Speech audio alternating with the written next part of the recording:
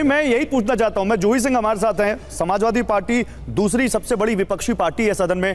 जूही सिंह जी, क्या हो गया? सुबह तक था डिवीजन होगा डिवीजन होगा, लास्ट मोमेंट पे आप लोगों ने उस डिवीजन को नहीं होने दिया। या तो आपके पास नंबर नहीं था, आपको मालूम था आप हार रहे, या एनडीए जिस 300 नंबर की बात कर रहा था उसकी तरफ जा रहा था, तो आप लोगों को लगता कि नहीं, नंबर अगर आ जाएंगे सामने तो हमारी और भत पिट जाएगी। आखिर क्या हो गया, क्यों डिवीजन नहीं हुआ सदन में?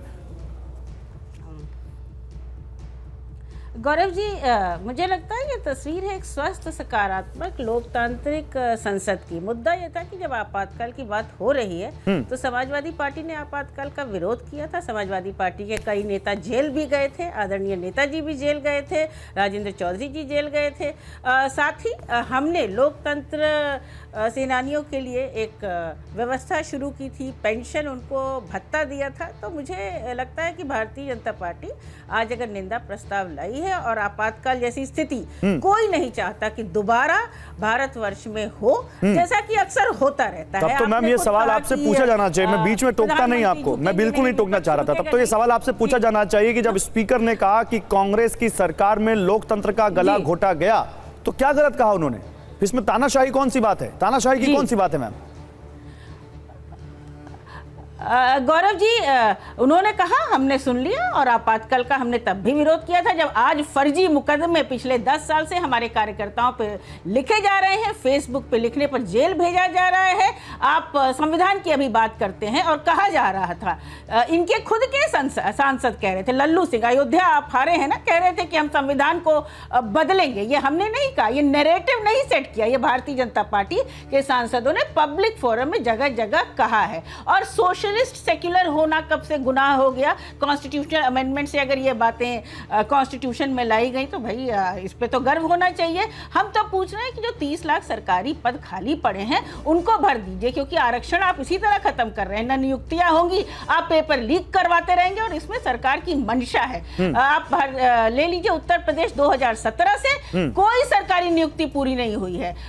पुलिस भर्ती में आपने गुजरात की कंपनी को ठेका दे दिया, पेपर लीक हो गया, फिर आपने फरार करवा दिया उसको।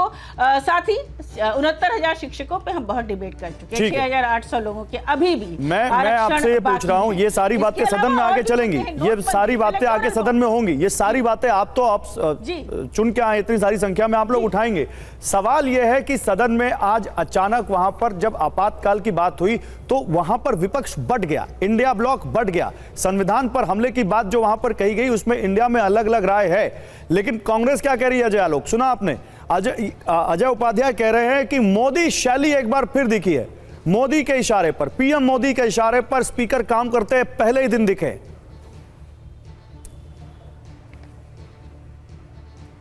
देखिए, ऐसा है गौरव जी कि कांग्रेस पार्टी हो चाहे ये घमंडिया ब्लॉक हो, मैं आज भी इन लोगों को घमंडिया ही कहूंगा, क्योंकि अभी भी अहंकार नहीं खत्म हुआ है।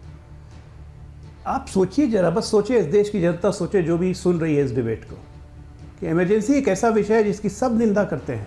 निंदा प्रस्ताव के समर्थन में हर एक को खड़ा होना चाहिए था। आज इतिहास बना है कांग्रेस सदन में कि उस इमरजेंसी प्रस्ताव के निंदा प्रस्ताव में नारेबाजी हो रही थी, या कांग्रेस पार्टी विरोध कर रही थी, या समाजवादी पार्टी साथ में खड़ी थी। वो समाजवादी पार्टी जिसके जनेश्वर मिश्रा, मुलायम सिंह यादव को लाठियों से पीटा गया था, 3 साल जेल में रखा गया था। पूर्वजों की मार भूल गए, हम नहीं भूलें। हमारे लाल कृष्ण आडवाणी, अटल जी, सब कोई जेल में थे। नरेंद्र मोदी जी 2.5 साल तक फ्यूजिटिव बन के भाग भाग के वेश बदल के छिप के रहे थे, हम नहीं भूले। और आज जो कांग्रेस पार्टी ये कह रहे हैं अजय उपाध्याय जी, मुझे तो ये समझ में नहीं आता स्पीकर के इलेक्शन से भाग क्यों गए? बड़ा शौक से एक दलित को अपमानित करने के लिए उम्मीदवार बना दिया था, भाग क्यों गए? क्योंकि पता था ना, क्योंकि जब इलेक्शन होता है 300 से ऊपर जाते तो वो भी भद पिट जाती। ममता बनर्जी पहले ही अल्टीमेटम दे चुकी थी, शरद यादव दे ही चुके थे, पवार दे ही चुके थे अल्टीमेटम, कुछ हासिल नहीं होने वाला था, इसलिए पहले ही भाग गए। भागने में तो बहुत माहिर है, गुरिल्ला छाप युद्ध करने में। अरे वो तो कह रहे हैं कि पहला दिन था, हम रचनात्मक सहयोग करना चाह रहे थे भाई, आप इसको भागना कह रहे हैं, फिर अभी आप पे कह देंगे कि आप देखिए उसी तरह से अहंकार में बातें कर रहे हैं, अभी कह देंगे आपको।